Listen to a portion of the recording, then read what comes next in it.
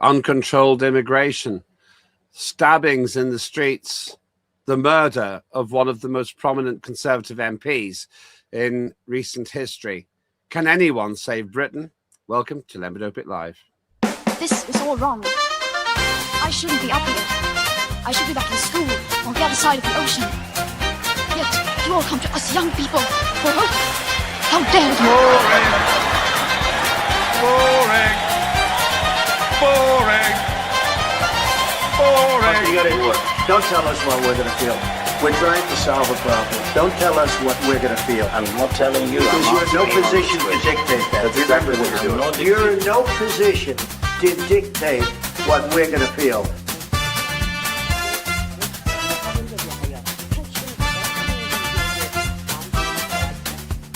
I call again for an immediate ceasefire in Gaza, the return of the sausages, the hostages. Welcome to Lembit Opik Live here on Unprecedented TV, where we find the facts, kill the spin, and tell it like it is as best we can. It's been a busy and very disturbing few weeks in the United Kingdom. We have an outgoing Prime Minister, an incoming Prime Minister, all without any kind of a vote. We've had an outburst by Nigel Farage from Reform UK, a by-election prompted where a chap called Mr. Binface has an outside chance of winning. And all the time, we have people desperately concerned about the state of their local communities. Who can save Britain? Is there a party that you agree with? Is there a leader that you trust? Or is it too late? Today, we're going to talk about this disturbing issue with somebody who's always very forthright and very erudite in his views. That's Dr. Marcus Papadopoulos, who joins us now. Marcus, good to see you. It's been a while. How have you been? Good morning, Lembit, and thank you as always for having me on your show.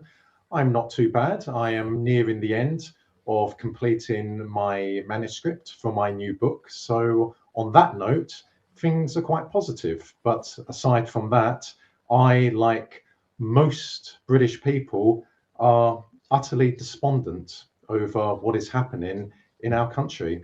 What's your book about before we go any further? It is a history of the Serbian people from medieval times to the present day. Why? Why have you written that? Because Europe, Christianity, and Western civilization are indebted to the Serbian people. And my book will, of course, specifically say why the aforementioned owe a great deal to Serbs. Okay, well, something I'll have to have a look at. The question I'm asking today is not about Serbia, but it's about Britain. Can anyone save Britain? I can't see the message now, but one person said, only I can save Britain. Oh, yes, David Scratcher says, only you can save Britain, Lembit. Well, I'm trying. That's what this program is about. That's what the Unprecedented TV is about. That's what the World Conservative Forum is about. But let's start with the outgoing Prime Minister, Keir Starmer. He hasn't done a very good job of saving Britain, has he? He was never installed in 10 Downing Street to save Britain. He was installed by the ruling elite in the UK to implement an agenda. So the very fact that Starmer is one of those people in life who is utterly useless and utterly worthless tells you that in a normal country, he wouldn't have even become a member of parliament, let alone prime minister. So the fact that Starmer will soon be leaving 10 Downing Street is neither here nor there, because he was a puppet from day one. How did a man like him get into a job so influential? I believe that he said and did the right things. And as a result of that, doors were opened for him in politics. There are key things which anyone who aspires to becoming a member of parliament, and in particular to enter in government or enter in opposition, has to subscribe to. And if you do not, then you have no chance of becoming a member of parliament, and certainly no chance of becoming a member of the government or a member of the opposition. What are those things? So, if you can share them without getting arrested. Isn't it interesting? We now live in a society where we say that not exactly jokingly.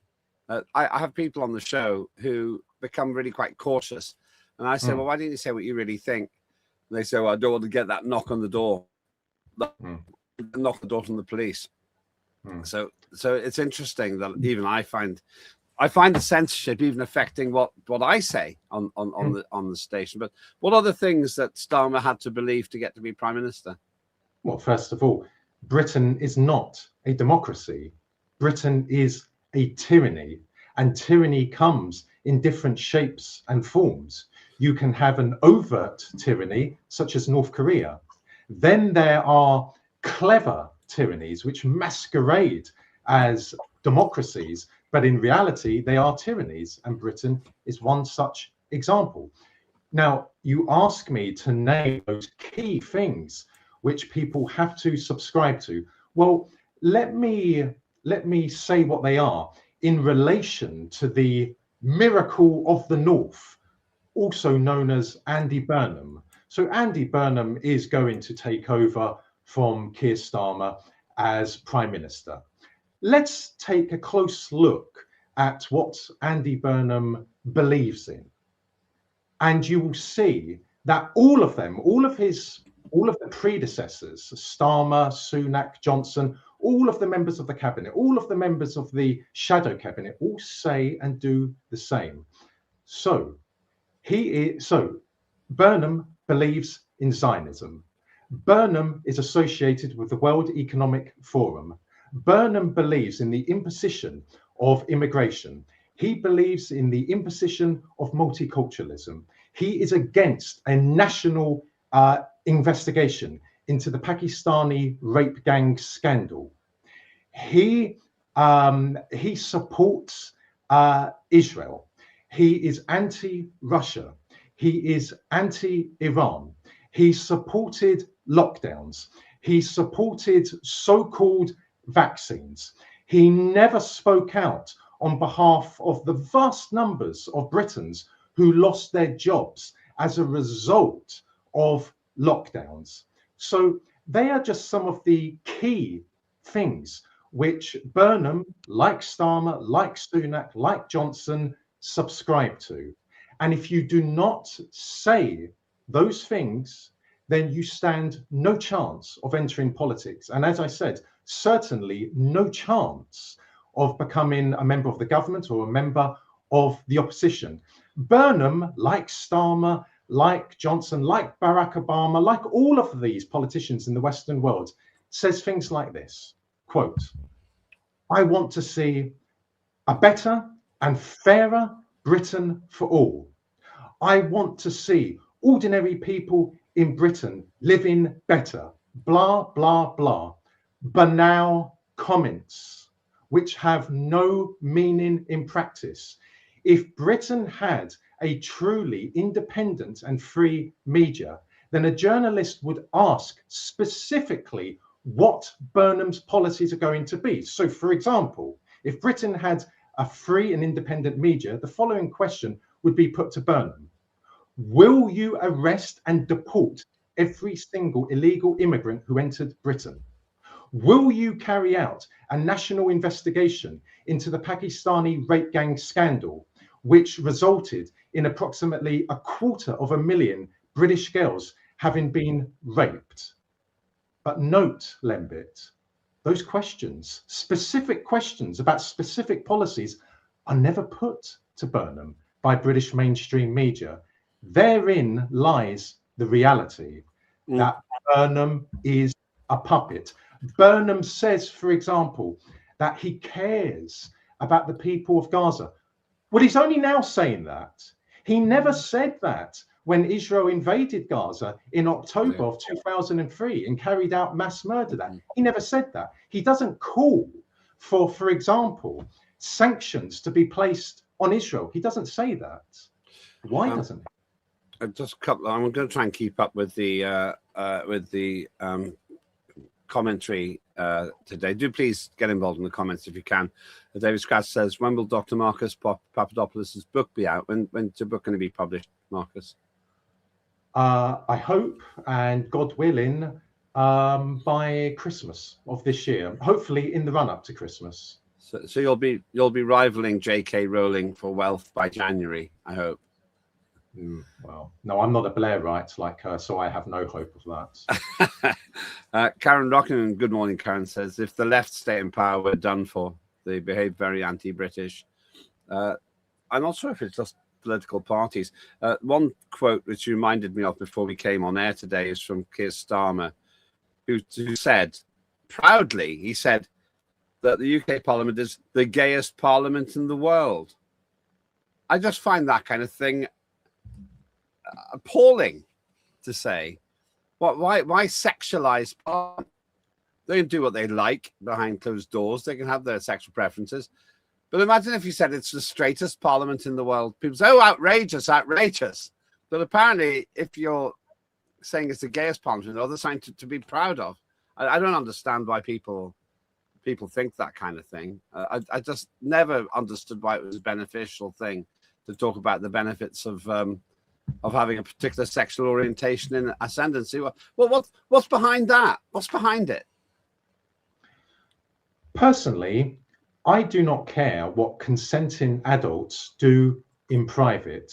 However, what if someone was to say that the Houses of Parliament should be, naturally, because Britain is a Christian country, a bastion of Christianity?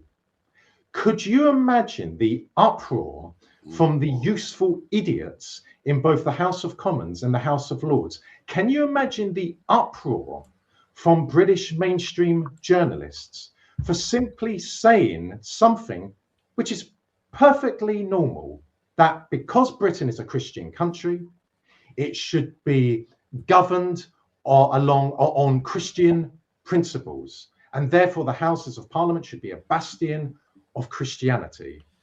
And yet, even now, Christianity has been attacked in Britain. Even the King Charles, who I assumed was the defender of the faith, the Church of England, has now said that he's the defender of the faiths, which caused quite a lot of upset, I think, in the Christian community. Certainly, people I know. Good point, well made. But let's look at the. Sorry, you were going to say. No, very quickly, Lembit.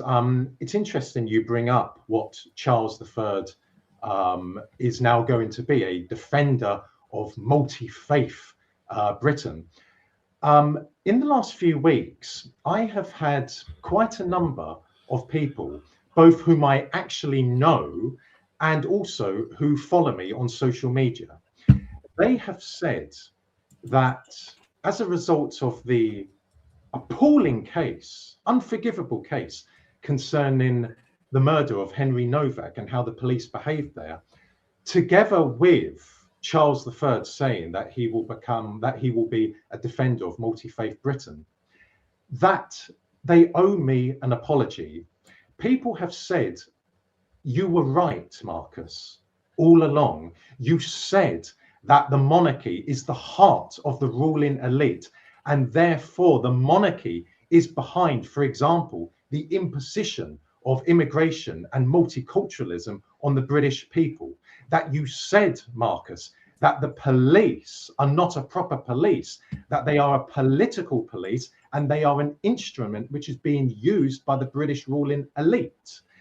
My response to those people, in person and on Facebook and on X, for example, was this: you do not owe me an apology.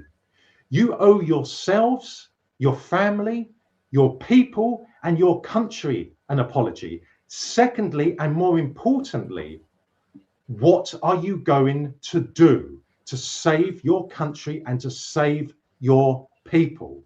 That's the two crucial questions. Not saying that I was right, not saying that I'm owed an apology, because I don't care that I was right. And I certainly don't want an apology. What I want, Lembit, more than anything else, is for people not simply to wake up, because I believe most British people have woken up, but I want them to get to the root of the problem. This is not a matter of socialism or communism or fascism or far right. No, it's not. Britain has been turned into the devil's playground. And I literally mean the devil's playground, whereby, for example, abortion is now legal at any stage before birth. How in the name of God is that a hallmark of a civilized, normal country, to kill a baby a day before a woman is due to give birth? How can anyone support that? And yes, I am passionate. And yes, I am furious. And if we want to save our country, Lembit, and if we want to save our people, we need passion and we need anger. And we must stop talking about left and right, because Starmer is not socialist. And Kemi Badenoch is not conservative. They belong to the same club. They are controlled by the same criminal organization, the same crime syndicate which rules Britain and the rest of the Western world. Unless we get to the root of what is happening, of who is orchestrating these events, these horrific events in Britain and the rest of the Western world, then we are done for. Interesting you should say that about abortion. Don't want to dwell on it too much, but not because it's unimportant, it's very important, but both my children were premature and they could have been murdered. I remember when I held them, they were awake, they were aware. And the idea of killing my daughters just because they were physically still in their mum makes me totally convinced that we are now endorsing infanticide. We're essentially being willing to murder children. Incidentally, the first essay I think I ever wrote when I studied philosophy at Bristol University was on the subject. Then later on, I thought maybe I'd taken too extreme a position. But now I realize that the things I wrote about in 1983 have come to pass. And it's tremendously disturbing. Just here, Marcus, says David Catcher. Karen says King Charles has not defended one faith, so how can he defend more? That's an interesting point as well. You mentioned Kemi Badenoch. Some say that the Conservatives are resurgent because she's becoming more effective. You don't believe that Kemi Badenoch is the solution? How can she be conservative? She's not Christian. She doesn't oppose multiculturalism. She doesn't oppose immigration. She certainly doesn't support the arrest and deportation of each and every illegal immigrant in the UK. I can go on and on and on. All of these parties are controlled. The Conservative Party, the Liberal Democrat Party are controlled opposition. Again, ask them the same questions which I said should be put to Andy Burnham, and you will see that they say the same thing. Indeed, all of these politicians throughout the Western world, for example, in Sweden, in France, in Germany, say and do the same thing. How can that be? Don't tell me that's coincidental, because it is not coincidental. So, for example, in Australia, the Australian Prime Minister, who epitomizes what it is to be a useful idiot, has signed an agreement with the Indian leader, Modi, in which vast numbers of Indians, whatever their backgrounds, even if they're not skilled workers, can now go and live in Australia. No different to the agreement that Starmer signed with Modi in 2025, allowing Indians of all backgrounds to come to live in Britain. Is that a coincidence? No. And in regard to Charles III, well, yes, everything I have said about him is true. However, what did his mother do for Britain? Did she ever speak out about the decline of Christianity in Britain? No. And she was supposed to be the defender of the faith. Yet she didn't even express sadness at the decline of Christianity in Britain. So people shouldn't think that everything was wonderful under Elizabeth II, but now it's gone wrong under Charles III. No, because as I said, she never spoke out in defense of Christianity. She never spoke out in defense of British culture being diluted as a result of the imposition of immigration and multiculturalism. The British royal family, like all other European royal families, have loyalty only to themselves. When they die, for example, in Britain, what flag is draped on their casket? The British flag or the House of Windsor flag? It is, of course, the latter, the House of Windsor flag. So how is that evidence of people who love Britain when they have their own flag on their coffin and not the Union flag? David Catcher says, and trying to get assisted dying in for the elderly at the other end of the spectrum is part of the problem. And Karen Rockingham points out that Mahmoud, the Home Secretary, is a Pakistani Muslim. Now, I don't have a particular issue with that, but there's an inference there that there could be divided loyalties. I don't know Mahmoud well enough to say. She's tried to, I thought she was pitching for the leadership because she took a rather strong line about immigration. And she seemed to be trying to reflect the views of reform and so forth about these boats, which incredibly continue to come across, apparently unobstructed. Just don't understand. How can it be that we have a government that thinks it can defend Ukraine, but can't even defend the Channel? It's ridiculous. Because these people in the so-called government, and it's not a government, it's a crime syndicate. There are no governments in the Western world. Each and every Western country is run by a crime syndicate, and the same crime syndicate. And in regard to pledges to tackle immigration, for example, illegal immigration, have we not learnt by now that these are empty words? For example, a few years ago, I was one of the few people to say that the Rwanda plan is merely a smokescreen. There is no intention of arresting and deporting illegal immigrants. Illegal immigrants, Lembit, and I say this to you and to your audience, are being brought into Britain for a purpose. There is a purpose they are being brought here for.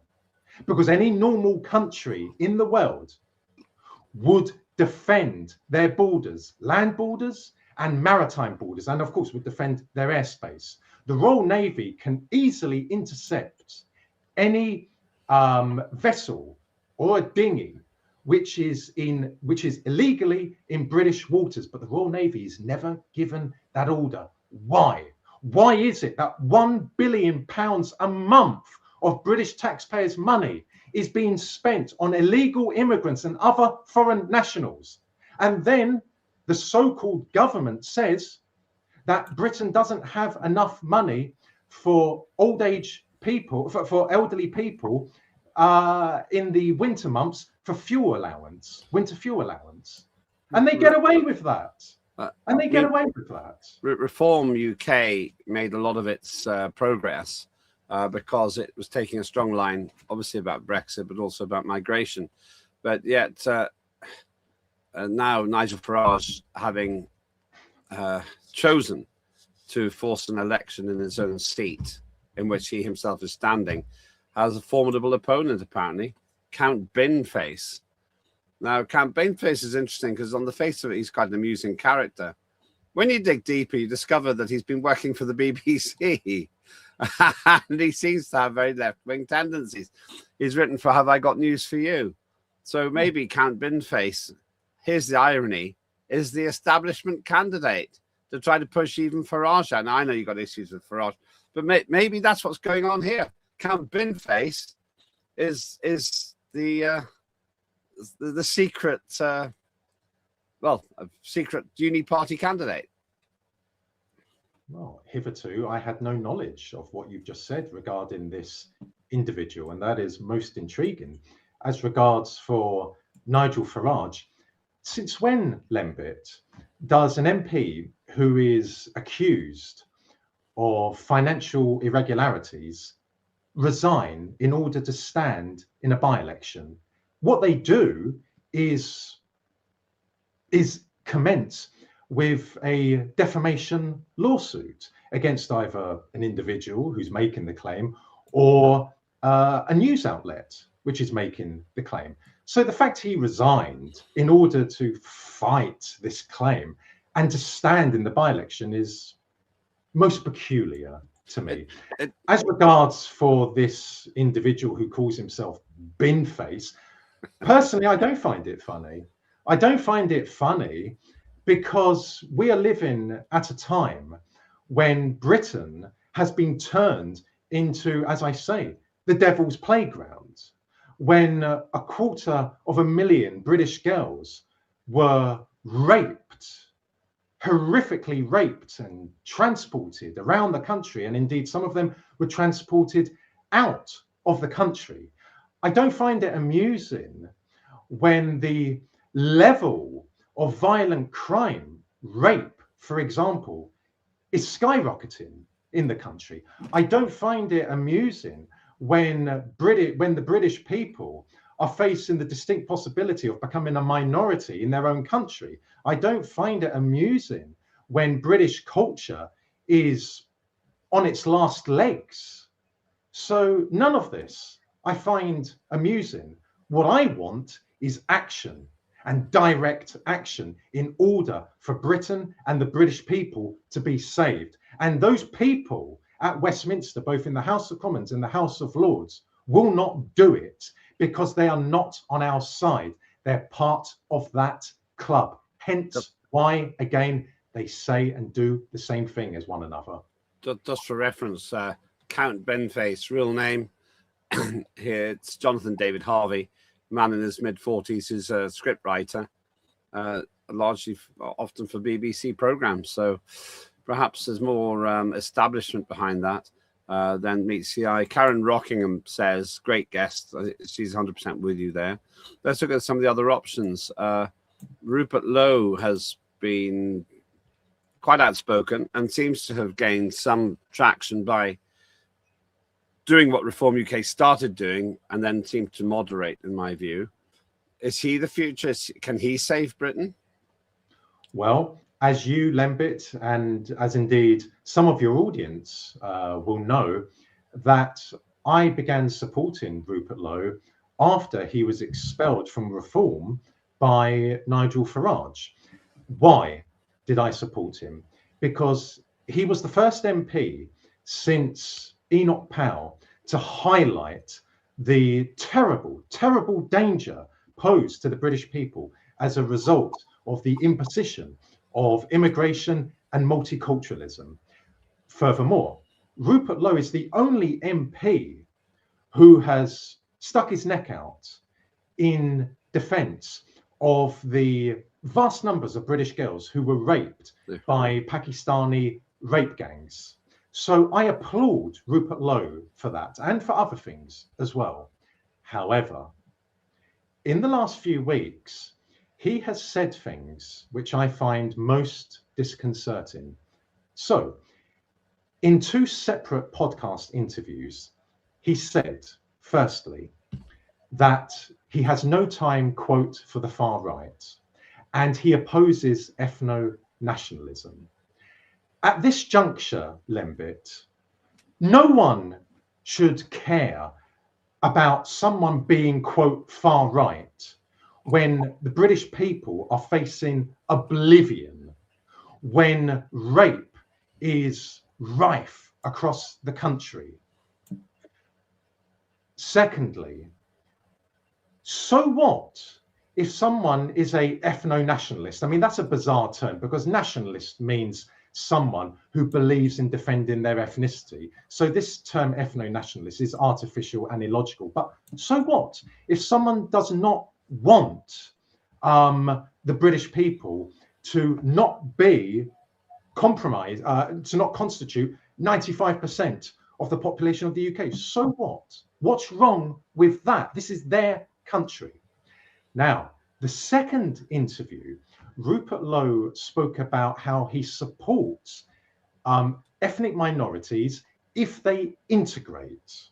Well, even if ethnic minorities integrate, that still means that the British ethnic demographic will be replaced because the British birth rate is so low.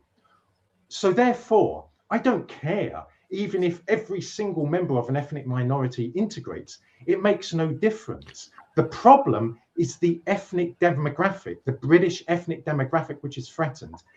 In the same interview, Rupert Lowe referred to the Jewish community in the UK.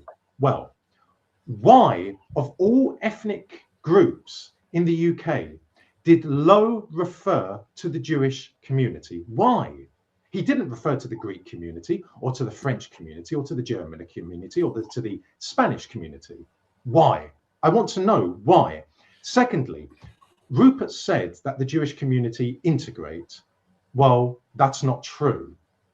Thirdly, Rupert, if he wants to talk about an ethnic minority in Britain, which has integrated into British culture and into the British way of life, he should have cited the Italians, because the Italians are the best example of a non-British group that has truly integrated into Britain, integrated into British culture and integrated into the British way of life. But Rupert did not cite Italians. So as a result of that, I am concerned. And in, I think, my last interview with you, Lembit, I said that whilst I support Rupert Lowe, I will keep a vigilant eye on him. And since that interview, so he has said, as I say, some very disconcerting things. I would point out the other group that's integrated quite well is me. My parents are Estonian. And, because your family is European. That's why. We're the same. North European. There's a very great similarity. In fact, little known point, but the British were instrumental in the War of Independence that Estonia actually won in around 1917, 1919 or so. Britain actually lost over 100 servicemen in that war. And Estonia's never forgotten it. But that's another story. Let's look at some of the other joke candidates now who might save the country. There's Ed Davey, a leader of the Liberal Democrats. I take it you don't think he would be the saviour? Well, you know how the idiom goes. A picture speaks 1,000 words. Yeah, I don't understand what happened to the Lib Dems. Under Paddy Ashdown, long time ago, the party was really quite serious and it seemed to have a genuine depth. Now you've got this, and I don't have a problem with politicians who have a sense of humor, but this is all he does, as far as I can tell. This is his modus operandi. I don't think we need to waste much time with him. I'm sorry to say that because I know him quite well, but I just don't think he's delivering really. What about other parties? The Heritage Party with David Curtin, there he is. They seem to be on the ball. I'm wondering if the problem is it's very difficult to set up a party in this country. I have a lot of respect for David Curtin and for his Heritage Party.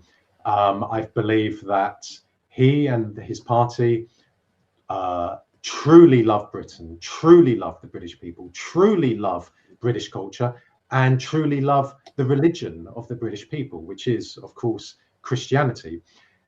That said, and this is not David's fault, you raise an interesting point. Can a party actually succeed? Can a truly independent party in Britain succeed?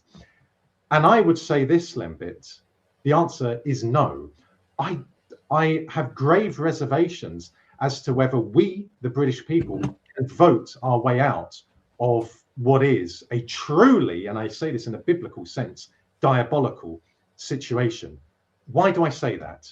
Because the electoral system in Britain has been designed and is maintained and controlled by the British ruling elite. A political party, in order to come to power or even to gain MPs in the House of Commons, has to be in receipt year in, year out of millions of pounds. Therein tells you there's a very serious problem facing, for example, David Curtin's Heritage Party. So how can a truly independent party maneuver? Again, I don't believe such a party can effectively maneuver. And I have long said this, when it comes to elections, do not play the game, because by involving yourself in elections, you're playing the game of the ruling elite. Look at Rupert Lowe's Restore Britain party, and I would still support Restore Britain because I believe Rupert has created a vehicle, and such a vehicle never existed before. It has brought together vast numbers of patriots and nationalists. So I still support Restore, whilst having some serious concerns about Rupert. But just take Restore Britain as an example, Lembit. The media, all mainstream media, launch ferocious attacks on Restore, and none of them gave Restore a platform during the recent elections. For example, BBC Question Time never had the Restore candidate who was standing in the Makerfield by-election on that special edition. They had all the other candidates, but not the Restore candidate. So therein tells you that whoever British mainstream media gives a platform to, be it Labour, Conservative, Liberal Democrats, Reform, or the Green Party, they are given a platform to parties which are controlled by the British ruling elite. I've included the Greens because I just cannot take them seriously. And actually, they have some very pernicious, in my view, aspects to them. I think that they ran a campaign in Makerfield and Gorton and Denton, verging on particularly in Gorton and Denton, verging on anti-Semitic, in my opinion. That's how it felt to me. There is one person who maybe could save Britain, but he's very unlikely to get elected these days because social media would make it impossible. I'm, of course, referring to the man who pretty much won the Second World War, Winston Churchill. There he is smoking, so he'd be criticised for that on the outset. And there he's dressed in military uniform, which would basically upset the likes of the Greens, probably. Churchill wouldn't make it in modern politics, would he? Well, in terms of caliber, Churchill was far superior than the current crop of British politicians, be it in the House of Commons or in the House of Lords. Allow me to say that Churchill did not win the Second World War. The Second World War was decided on the Eastern Front. It was on the Eastern Front where the Wehrmacht incurred 88% of its total casualties in its fight against the Red Army. So Churchill did not win the Second World War. Fair point. Yeah, whilst I have a different opinion of Churchill, yes, you're absolutely right. He is far superior, or was far superior, to each and every politician in Britain today. But if you want to say, Lembit, if you want to ask what politician, past and present, would have been able to save Britain, I would say Enoch Powell. That's who I would say. That's controversial. Why is that controversial? Because he adored the British people, because he adored Britain, because he warned of the dangers of immigration and the imposition of multiculturalism. What's so I tell you what's controversial, Lembit. Politicians who do not support a national investigation into the Pakistani rape gang scandal. That's controversial. I tell you what's also controversial. Politicians who support the dilution of British culture and the dilution of the British ethnic demographic. That's controversial. Also, what's controversial? British politicians who are associated with the World Economic Forum. That's controversial. What's also controversial is British politicians who do not support the arrest and deportation of illegal immigrants. That's controversial. How can it be controversial loving your country and loving your people? That's inversion. Finally, again, what's the name of the book, which will come out in December, you hope? Have you titled it? I'm not allowed to say what the title of the book is, but as I said, it is a book that everyone in the Western world who wants to understand the nefarious forces which are devouring the Western world at present should read, because everything that the Serbs fought against in the 1990s are the same forces which are today devouring Western civilization. Thank you so much. That's Dr. Marcus Papadopoulos with his strongly held views. We welcome yours as well. Do please follow us at Unprecedented TV on YouTube. Also, please follow me on at Lembit Opik. Well, we can have a dialogue. This show will be up in both cases, in both places. And if you have got program ideas, do give us an indication as well what you'd like us to cover. We are ruthless with news, gracious with views, and we try to tell it like it is. I'll just add two thoughts. The first one is the current uni party, Conservative, Labour, Liberal, Democrat, and actually I throw Greens in there as well. They don't really offer anything, any differentiation, though maybe Kemi Badenoch, in my view, might be trying to change that a bit. Meanwhile, you've got this tussle on the right between Reform UK, Restore Britain, which seems to be gaining ground, and there isn't a clear way out of the mess that we're in. I think, just from conversations with people, you feel despondent. You want to change.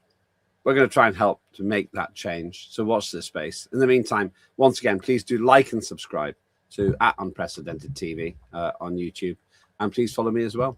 Thanks very much to Dr. Papadopoulos. Thanks to the team, but more than anything, thanks to you for having the courage to think for yourself. Britain can be great again. It needs great politicians. Perhaps that's you.